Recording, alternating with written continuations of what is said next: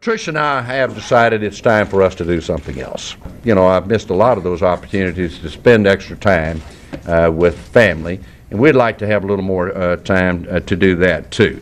So I am announcing today that I will be retiring from the Senate by the end of the year.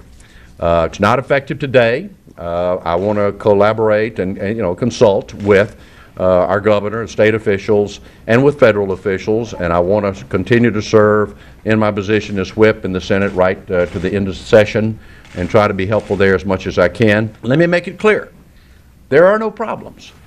I feel fine. I may look my 66 years, but I honestly feel good, and I get up every day believing that I can maybe have a positive effect on what we do in the Senate. I like being a happy warrior. I don't like some of the negativism that we're dealing with now, but that's life, and that's the role, I guess, of politics sometimes. I don't know what the future holds for us. A lot of options hopefully will be available. I just want to say in conclusion, thank you to the people of Mississippi, to all of you here in this room and to people all across the state for the great honor and opportunity of serving this state. I've loved it, and I hope that I've helped make a positive difference. Thank you very much. Yes? What role does the new law that says you can't lobby as of January 1st, 2008 for 2 years if you were to resign by then, have in your decision to resign now? It didn't have a big role in that decision. There are limits on that already. And as I've talked to my former colleagues, they say that a lot of what you do anyway is involved with consulting rather than direct lobbying. But a lot of what affected the timing here was, you remember, Trish and I had planned on retiring in 2006, and we made it clear. And I struggled with that decision and made the announcement right here that I decided I had to run again because the people I love the most in the world were struggling so much with Katrina.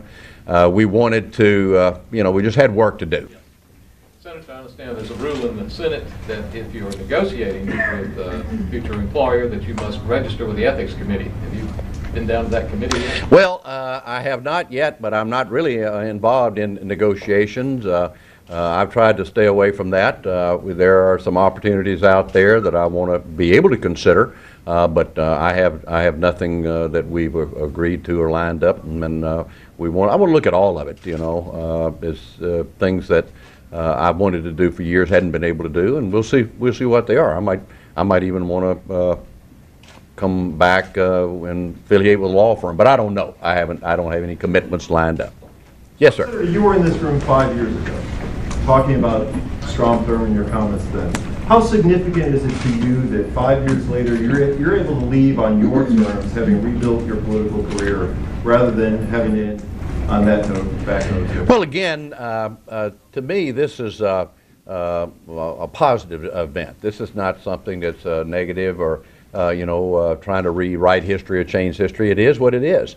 The people here have given me the opportunity to have some great experiences. I've been on mountaintops. I've been down in the valleys.